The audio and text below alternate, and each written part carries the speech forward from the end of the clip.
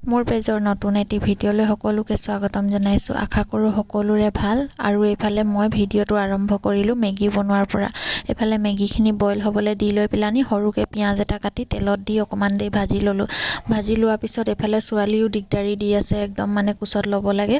তেনেকেই আৰু কোচতে লৈ লৈ বনালোঁ। মেগী দেখিলে পগলা কৰি থাকে। তাৰপাছত এইফালে বনাই মেলি দিলোঁ। বনাই লোৱাৰ পিছতহে অকণমান দেৰি কিবাকিবি কৰি লৈ পেলানি ফচলাই থৈছোঁ আৰু এইফালে ঠাণ্ডা হ'বলৈ দিলোঁ। তাৰপাছত আগফালে আহি মাকে জীয়েকে মেগীখিনি খাই ল'লোঁ।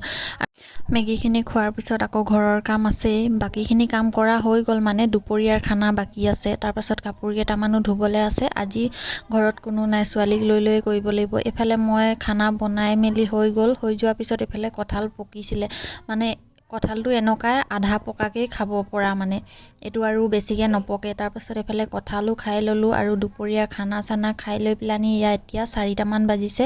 আৰু 4টামান বজাত বৰষুণ এটোপাল দুপাল দি আছিলে। আমি দোকান ফালে আহিছিলোঁ। দোকান ফালে আহি লৈ পেলানি আকৌ এইফালে ট্ৰেইন সোমাই আছে আৰু এইফালে চানা ল'বলৈ বুলি আহিলোঁ।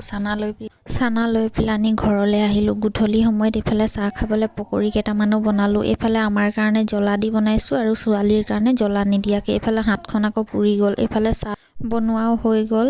এইফালে বাকী লওঁ, তাৰপাছত চাহকাপ খাই লৈ পেলানি আজিলৈ আহিছোঁ। আৰু নেক্সট ভিডিঅ'ত লগ পাম।